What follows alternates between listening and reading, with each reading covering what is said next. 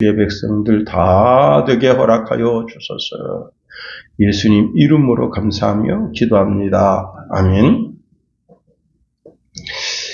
가끔 이제 시골에 가서 어머니 손을 이렇게 볼 때가 있습니다. 한때는 이제 몸에 산소 포화도가 너무 낮아서 제가 이제 그 산소 포화도를 재는 기계를 갖다 드린 적이 있습니다. 그때마다 이제 그 손톱이 너무 두꺼워가지고 이게 산소 포화도가 잘 측정이 안 돼요. 그래서 이제 산소 포화도가 92 이하로 내려가면 안 좋은 상태입니다.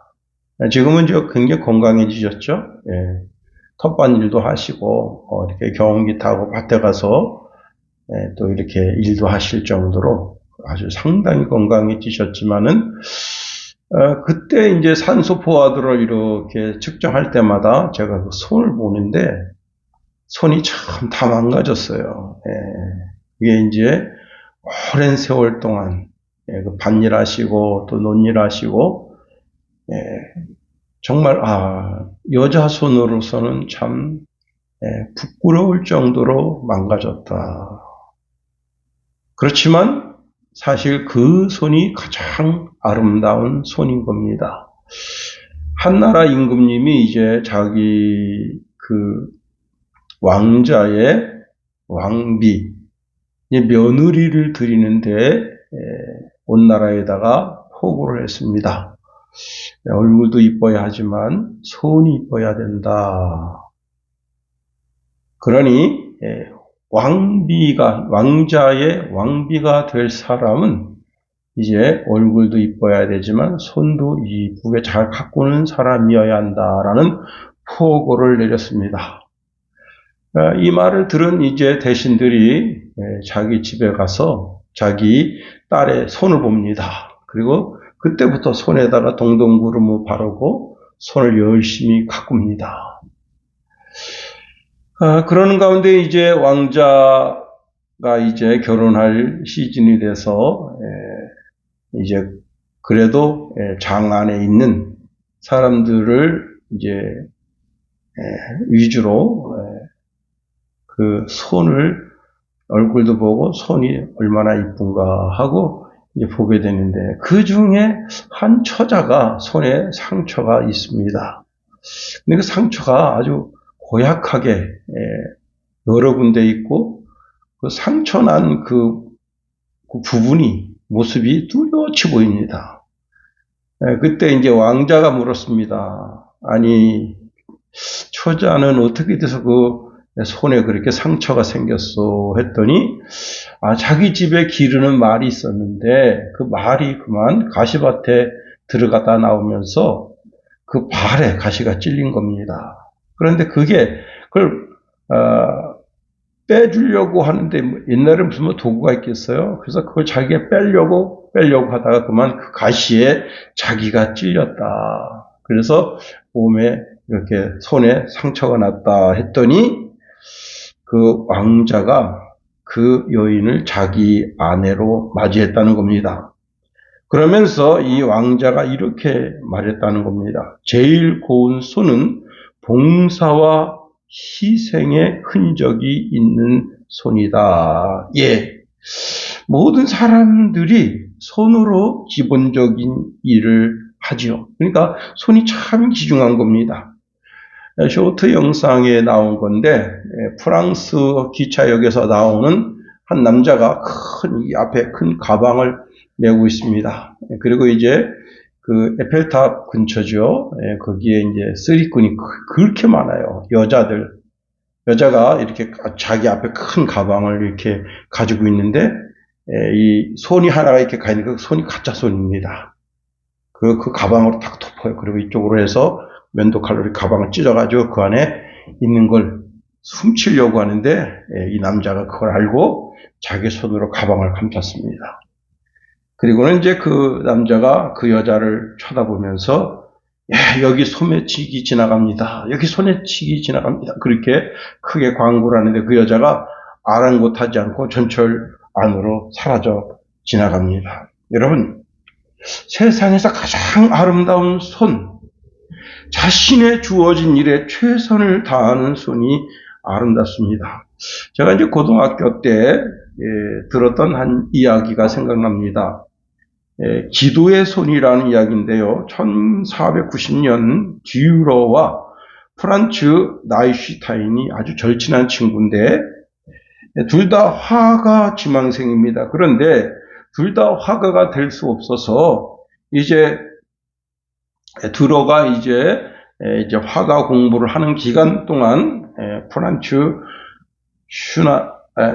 나이슈타인이 대신 일을 해서 그 학비를 벌어주고, 그래서 이제 듀러가 어느 정도 화가의 명성을 쌓게 되면 그 다음에 듀러가 일을 해서 이제 프란츠 나이슈타인의 뒷바라지기를 해주기로 했습니다. 그런데 이때 당시에 할 수 있는 일이 뭐 딱히 그렇게 좋은 일이 없어요. 그래서 이제 프란츠 나이슈타인이 광부로 들어가서 5, 6년 동안 일을 하면서 그 뒷바라지를 했습니다. 그로 인해서 이제 듀러는 이제 그의 천재성이 인정받아서 황실 화가가 될 정도로 성공했습니다. 이번에 이제 듀러가 나인슈타인을 뒷바라지 해주려고 이제 내가 이렇게 화가로 성공했으니까 내가 이제 네 뒷바라지를 해주마 했더니 뜻밖의 말을 합니다. 이보게 나는 이렇게 힘든 일을 하면서 내 손이 다 망가졌네. 그래서 더 이상 붓을 잡을 수가 없을 정도로 그렇게 되어버렸네. 하고 그 친구가 이제 쪽방에 들어가서 하나님께 기도합니다. 주님, 저의 손은 이미 일하다가 굳어서 그림을 그리는데 못 쓰게 되었습니다. 제가 할 몫을 듀러가 할 수 있도록 도와주시고 주님의 영광을 위하여 참 아름다운 그림을 그릴 수 있게 하소서 하고 이렇게 손을 모아 기도하는 그 손을 보고 듀러가 그걸 스케치해서 그림을 그렸습니다. 그리고 그 제목을 기도하는 손이라 그렇게 제목을 붙인 겁니다. 후에 듀러가 이렇게 말했다고 하는 겁니다. 기도하는 손이 가장 깨끗한 손이고 가장 위대한 손이다. 기도하는 자리가 가장 큰 자리요 가장 높은 자리다 말씀하고 있습니다. 여러분, 기도하는 손을 거두지 말라 하는 겁니다. 기도는 신앙의 호흡과 같다 하는 겁니다. 우리가 호흡을 하지 않으면 생명을 유지할 수 없듯이 기도하지 않는 신앙은 결국 메말라 버린다 하는 겁니다. 우리가 단순히 기도한다는 행위만으로 하나님이 우리를 기뻐하시는 것은 아닙니다. 기도 내용보다 더 중요한 것이 있는데 그것이 바로 기도하는 자세를 할 수 있어요. 오늘 바울이 본문에서 기도하라 명령할 뿐만 아니라 어떤 마음의 자세를 갖춰야 할지를 분명하게 말씀하고 있습니다. 본문에 보니까 분노와 다툼이 없는 거룩한 손을 들어 기도하기를 원하노라 말씀하고 있습니다. 그저 단순하게 손을 드는 행위로 이제 기도하는 것이 아니라 그 영적 내면의 상태, 그리고 그 사람의 삶의 상태가 하나님 보시기에 올곧은 그런 마음의 자세로 손을 들고 기도해야 한다 하는 겁니다.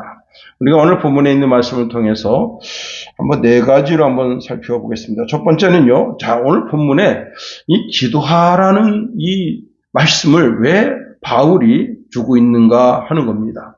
사실 이 디모데전서 2장은요, 교회 예배 질서에 관한 말씀을 하고 있습니다. 1절에는 이미 기도에 관해서 말씀하고 있죠. 그러므로 내가 첫째로 권하노니 모든 사람을 위하여 간구와 기도와 도구와 감사를 하되, 임금들과 높은 지혜에 있는 모든 사람을 위하여 하라. 이는 우리가 모든 경건과 단정함으로 고요하고 편안한 생활을 하려 함이라 말씀하고 있습니다. 자, 우리가 기도하는 기도에 간구가 있을 수가 있고, 기도가 있을 수가 있고, 도구가 있을 수가 있고, 그 다음에 감사의 기도가 있을 수 있다고 하는 겁니다. 자, 그런데 8절에서, 자, 이 남자들에게 각처, 이 각처라는 단어가 중요한데요. 이 각처라고 하는 말이 처소라고 하는 개념으로 우리가 일깨워줄 수가 있는 겁니다.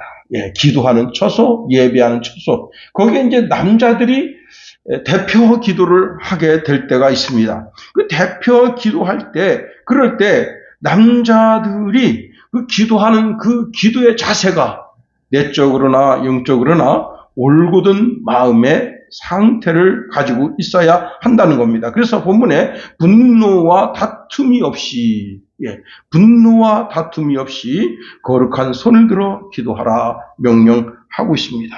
그러면 자, 두 번째로 우리가 분노 없는 기도가 어떤 기도인가 하는 겁니다. 이 분노라고 하는 단어를 자세히 살펴보면요, 자신을 뻗치다 그런 뜻에서 왔는데요, 잡거나 만지거나 손을 뻗치다 그런 뜻입니다. 또 다른 뜻으로는요, 돈에 대한 사랑에 빠지다 그런 뜻도 있습니다. 자, 기도하는데 이 기도가 예배의 요소 중에 하나잖아요. 물론 이제 개인적으로 하나님께 나와 이제 사적으로 기도할 수가 있습니다. 근데 여기 오늘 기도는 공적인 기도라 할 수 있는 겁니다. 공적인 기도를 함에 있어서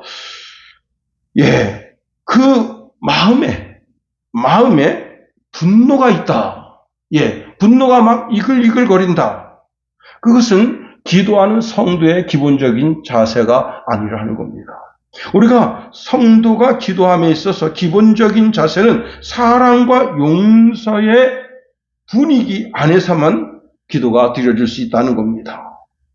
자, 자신의 마음에 두고 있는 목적을 이루기 위해서 잘못된 애증의 마음으로 뭔가를 쟁취하기 위해서 그 쟁취할 목적을 극대화하기 위해서 기도한다면, 여러분 그 누가복음에 보면 이제 세리와 바리새인의 기도가 있는데, 그 바리새인이 기도할 때 그 기도 내용이 자꾸 그 세리와 자기 자신을 비교하는 거예요. 인간은 저렇게 못된 인간이다. 나는 아주 좋은 인간이다. 옳은 인간이다. 그런 이제 마음으로 거기서 기도하는데, 성경은 그 세리가 먼저 하나님께로부터 기도 응답을 받고 내려갔다. 그 영국의 위스턴 처칠이 이런 말 했잖아요. 하나님 앞에는 한 종류의 인간만 있다는 거예요. 오직 죄인만 있다는 겁니다.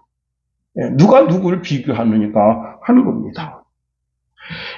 우리가 노여움과 복수의 정신으로 기도한다면은 뭔가 잘못된 것임은 틀림없습니다. 자, 우리가 생각하기를 살인자와 같이 강력한 범죄를 저지른 사람만이 하나님의 심판대 앞에 서는 줄로 생각하는데 그것이 아니라는 거예요. 형제에 대하여 분노하는 자가 심판대 앞에 서게 된다는 겁니다. 마태복음 5장 22절에 보니까 나는 너희에게 이르노니 형제에게 노하는 자마다 심판을 받게 되고 형제를 대하여 라갈하는 자는 궁에 잡혀가게 되고 미련한 놈이라 하는 자는 지옥불에 들어가게 되리라. 자, 우린 엄중하게 이 명령의 말씀을 받고 있습니다. 한 사람이 이제 하나님 앞에 화목제물을 드리려고 이제 제단 앞에 갔습니다. 그런데 자기 자신 그 삶을 되돌아보니까 형제에게 원망 들을 만한 그런 일이 과거에 있었어요. 그러면 그 제물을 그 제단에다 그냥 두고 빨리 형제에게 가서 형제와 화해를 한 후에 그리고 와서 하나님 앞에 그 예물을 드리라 예수님 친히 말씀하신 겁니다. 여러분, 우리가 뭔가 잘못한 것이 있어서 하나님께 용서를 구하는 참회의 기도를 드릴 때가 있습니다. 그럴 때 먼저 나 자신을 살펴보라. 이게 내 심령 중심 깊은 곳에 정말 나의 사악한 의도를 가지고 그 의도를 관철시키려고 하나님 앞에 때를 쓰고는 있지 아니한가? 나 자신을, 내 심령을 먼저 살펴보라는 거예요. 마태복음 6장 14절에 보니까 너희가 사람의 잘못을 용서하면 너희 하늘 아버지께서도 너희 잘못을 용서하시려니와. 여러분, 땅에 묶인 것을 풀어야 하늘에서도 풀리는 거예요. 땅의 것을 풀지 않고 하늘에 묶인 것을 풀려고 하는 자는 진정 어리석은 자다 하는 겁니다. 사도 바울은 우리의 언어 생활에 대하여 이렇게 말하고 있습니다. 에베소서 4장 31절 32절에 보니까 너희는 모든 악독과 노함과 분냄과 떠드는 것과 비방하는 것을 모든 악의와 함께 버리고 서로 친절하게 하며 불쌍히 여기며 서로 용서하기를 하나님이 그리스도 안에서 너희를 용서하신 같이 하라. 그렇습니다. 가인이 하나님께 자기 예배가 연락되지가 않습니다. 그래서 분노합니다. 하나님이 가인에게 뭐라고 말씀하십니까? 내가 분하여 하면 어찌됨이며 안색이 변하면 어찌됨이냐. 내가 선을 행하면 어찌 낯을 들지 못하겠느냐. 선을 행하지 아니하면 죄가 문에 엎드려 있느니라. 죄가 너를 원하나 너는 죄를 다스릴지니라. 가인의 재물을 안 받은 이유를 여러 가지로 해석하지만 성경적으로 보면 안 받은 이유가 딱 한 가지가 있는데 뭐냐면 그가 하나님과 사람 앞에 아직도 해결하지 않은 그 죄의 문제가 있다는 거예요. 그걸 먼저 하나님 앞에 용서를 구하기 전에 내가 죄악을 저지른 그 대상이 어머니일 수 있고 아버지일 수가 있고 그 다음에 아벨일 수가 있고 다른 인간이 있을 수 있어요. 그런데 그 인간에게 대해 가서 먼저 화해를 구하고 그리고 와서 하나님께 용서를 구하라는 거예요. 그 마음에 분노가 있는 상태로는 아무것도 이뤄드릴 수 없다는 거예요. 야고보서 1장 20절에 보니까 사람의 성내는 것이 하나님의 의를 이루지 못함이니라. 여러분, 인간의 분노는 하나님께로 나아가는 통로를 가로막는 어마어마한 저주라. 여러분, 기도는 하나님께 나아가 영적 교제하는 것인데 그 통로를 나 자신 스스로가 내 속에 있는 분노로 말미암아 그걸 막고 있다면 여러분 먼저 그 통로부터 해결해야 되는 거예요. 내가 교회 나와서 기도한다고 해서 그것이 하나님 앞에 기도가 올려진다고 생각하면 큰 오산이라 하는 겁니다. 그렇습니다. 두 번째로 다툼이 없는 기도를 하라 말씀하고 있습니다. 이 다툼이 없이라고 하는 말은 기본적으로 철저하게 계산한다라는 뜻에서 왔습니다. 뭘 계산하는 거예요? 손익 계산을 하는 거죠. 자기 것은 절대 희생하려고 하지 않는 거죠. 자, 걱정, 근심, 염려가 되는 심사, 의심을 가지고 자신만의 이익을 챙기려고 하는 그런 마음의 자세. 그럴 때 어떻게 되는 거예요? 그것 때문에 논쟁이 생기는 거예요. 세대 간의 갈등이 있을 수가 있습니다. 그러면 기도보다 먼저 다툼을 일으키는 거예요. 따지고 보는 거예요. 그게 뭡니까? 논쟁이죠. 끝없는 논쟁. 그럼 논쟁이 왜 생기는가 하는 겁니다. 자, 이 교회 안에는 누가 있습니까? 유대인들이 있죠. 유대인들은 철두철미하게 무엇으로 자기 자신을 바라봅니까? 아브라함이 하나님의 선택을 받은 선민이다. 자, 선민의식이 아직 우월하잖아요. 그런데 이방인들이 그 같은 교회 안에 있어요. 그 같은 교회 안에 있는데 이 이방인들이 뭐라고 말하는가 하면 우리는 하나님의 은혜로 구원에 동참하게 돼서 동등한 하나님의 자녀가 되었다 하고 아주 당당하게 있을 때 그때 자, 이 유대인들이 가지고 있는 선민의식과 그리고 이방인들이 가지고 있는 의식 사이에 다툼이 일어나는 거예요. 야, 이게 참 무서운 겁니다. 이게. 그런데 그런 서로 배척하는 그런 모습을 보면서 사도 바울은 이제는 더 이상 다툼이 있으면 안 된다는 거예요. 이제는 이러한 다툼이 종식되어야 한다는 겁니다. 자, 우리는 진리를 지켜내는 사람이라 할 수 있어요. 즉 진리를 파수하는 사람이다. 그런데 기도보다 논쟁을 즐기고 진리를 지키는 것보다 자신이 옳다고 주장하는 주장만 계속 세운다면 결국 어떻게 되는 거죠? 그 지식은 자기 자신을 교만하게 만든다 말씀하고 있습니다. 고린도전서 8장 1절에 보니까 우상의 재물에 대하여는 우리가 다 지식이 있는 줄을 아나 지식은 교만하게 하며 사랑은 덕을 세우나니 만일 누구든지 무엇을 아는 줄로 생각하면 아직도 마땅히 알 것을 알지 못하는 것이라 말씀했습니다. 여러분 목사가 가장 힘들고 어려울 때가 어느 때인 줄 알아요? 부부싸움하고 새벽 예배 인도하러 갈 때가 제일 힘들어요. 물론 이제 주예전에 나와서 하나님께 기도합니다. 저는 개인적으로 하나님, 제가 어제 저녁 마누라하고 대판 싸웠는데 주여 용서하소서. 근데 마누라하고 나와의 관계는 아직 해결되지가 않았잖아요. 그런데 지금 하나님 말씀을 선포하는데 그 마누라가 제일 앞에 와서 그거 딱 듣고 있단 말이에요. 근데 그 얼굴 쳐다보기가 참 부끄럽거든. 응? 그리고요, 대회 때, 그렇게 다투고 난 다음에 대회 때 이 강대상 올라가는 게 참 부끄럽습니다. 왜? 아직도 이게 관계가 회복되지 않았단 말이에요. 정말 힘들어요. 어려워요. 예. 사람과 사람 사이도 그와 같을진데 하물며 하나님과 나와의 관계이겠는가 하는 겁니다. 네 번째로 거룩한 손을 드는 기도를 하라 말씀하고 있습니다. 예, 거룩하다는 것은 뭐냐? 삶이 거룩하다는 거예요. 그럼 우리 삶이 무엇이냐?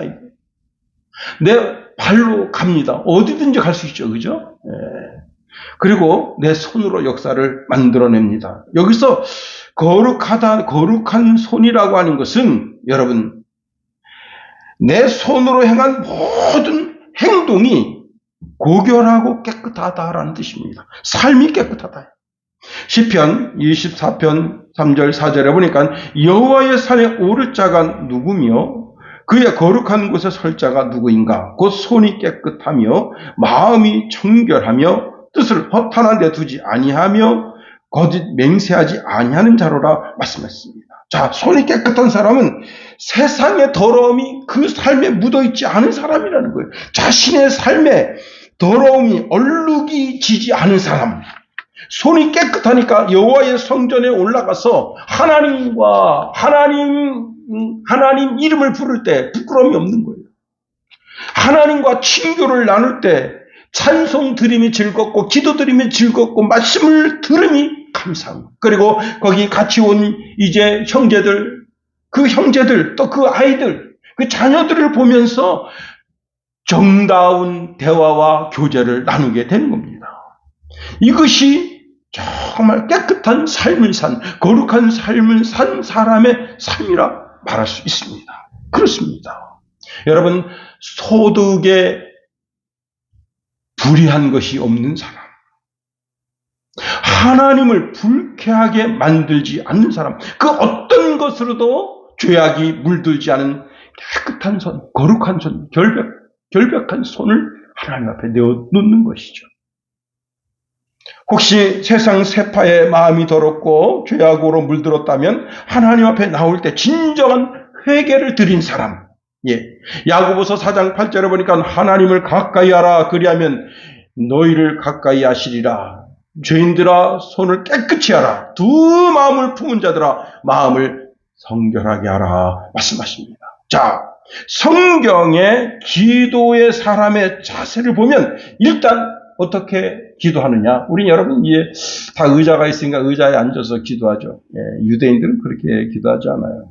유대인들은 이렇게 서가지고 한쪽에는 성경을 잡고 한쪽에 쓰고 이렇게 기도합니다. 이제 통곡의 벽에 가보시면 그 통곡의 벽에다가 자기 기도 제목을 써요. 그래서 쭉 써가지고 그걸 통곡의 벽에다 그 틈새다 집어넣습니다. 그리고는 이게 캐파 이거 조그만 거 뒤집어 쓰고 기도합니다. 이야, 우리도 이제 흉내내고 오는 거죠. 우리가 그 통곡의 벽에다 놓고 우리는 통곡할 필요가 없잖아요, 그죠? 단지 흉내만 내는 거예요, 유대인들.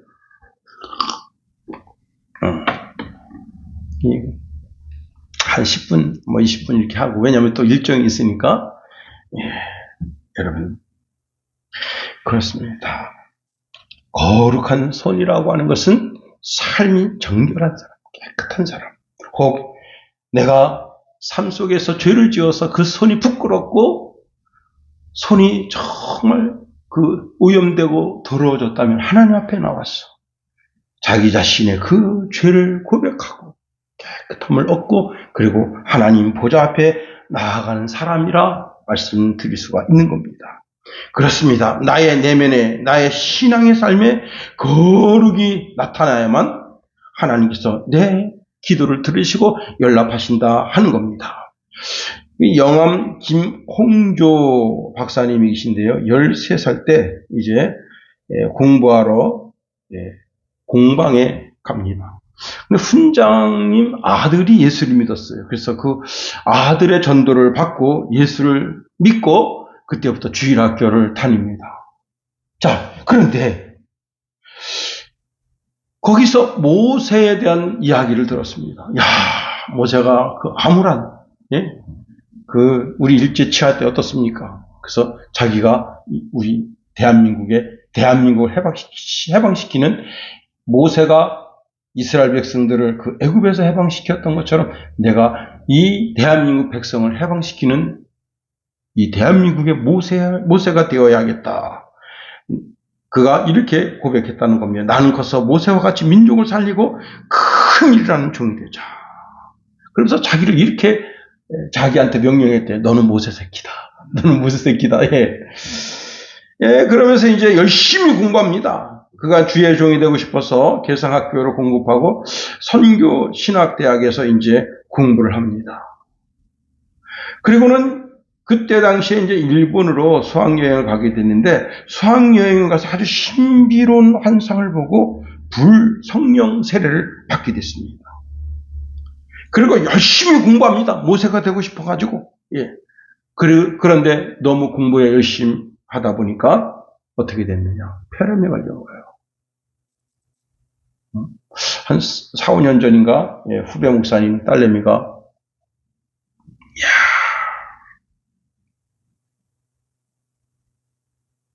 이 폐에 이 간식이 그렇게 나쁜 거예요. 간식이. 애가 이제 학교 갔다 오면 여러분 그 학교에서 그 급식 먹는데 그 급식은 여학생들은요 급식도 조금 먹어. 왜? 살찔까 봐. 근데 그게 뭐 그냥 거기서 막 11시 12시까지 공부하니까 애들이 어떻습니까? 완전 녹초가 되죠. 더 뭐 간식 같은 거 먹는 것도 없고 그다음에 이제 뭐 띵동 땡동하고 쉬쉬 시간 되면 막 그냥 죽기 살기로 매점으로 달려가서 뭐 빵 하나 사 먹고 그거 가지고 막 12시까지 버텨야 되는 거예요. 그러니까 집에 오면 허기져가지고 막 그러니까 엄마도 그렇고 아빠도 그렇고 애가 참 불쌍해가지고 막 피자도 쏘고 통닭도 쏘고 근데 야 그것 때문에 폐에 문제가 생긴 겁니다. 폐렴 그 이름 생각 안 나네. 그 균이 폐에 들어온 거야. 그래가지고 진짜 전화를 받았는데 너무 나도 그 이야기를 듣고 너무 절망적이더라고. 근데 이제 오늘 말고 내일 이제 폐를 뜯어가지고 폐 안을 들여다보려고 그러는 거야. 근데 오늘 이제 그 젊은 의사가 한번 이게 그 기계로다가 이렇게 해가지고 집어넣는 거예요. 폐에다가 거기서 이제 그 균이 나온 겁니다. 다행이죠. 그 젊은 여자애를 갖다가 그 가슴을 뜯어가지고 거기, 이걸 여기를 절개해서 강제로 연단 말이에요. 이거를 이렇게 해가지고. 그 바이스를 물려가지고 이렇게 뚜룩뚜룩 돌려서 이게 열어요. 이게 한 이 정도, 한 5cm 정도를 강제로 열어요. 흔히, 그 뭐 인생 뭐 진짜, 막장이지, 막장. 그런데 다행히 그 젊은 의사가 한번 이렇게 다시 한번 거기 해보자 해서 거기서 균이 나온 거예요. 그런 것처럼, 그래가지고 그 원인을 알아서 그 약을 6개월에서 이제 8개월 정도 먹어야 되는데, 이제 뭐 지금은 깨끗해졌죠. 근데 이 김홍조 박사님이 이제, 폐렴이 걸려가지고 그 폐렴뿐만 아니라 4가지 병이 나왔답니다. 그래서 휴양차 목포에 가가지고 이제 유달산에 올라가서 하나님께 부르짖어 기도합니다. 죽으면 죽고 살면 살고 하나님 나 살려주면 더 멋지게 주의를 하고 죽으면 이제 여러분 이게 몸에서 이 균이 자꾸 나와서 다른 사람한테 퍼치는 그런 상태에서 어떻게 목회를 하겠어요? 지금 우리 그 중국 분들이 지금 우리 엄청나게 대한민국에 들어오는데 그분들이 무슨 질병을 가지고 오는지 어떻게 알겠어요? 응? 그래서 이제 보니까 한국 사람이 전 세계 돌아다니는 건 막지 않으면서 왜 중국 사람이 한국 들어가는 건 막느냐?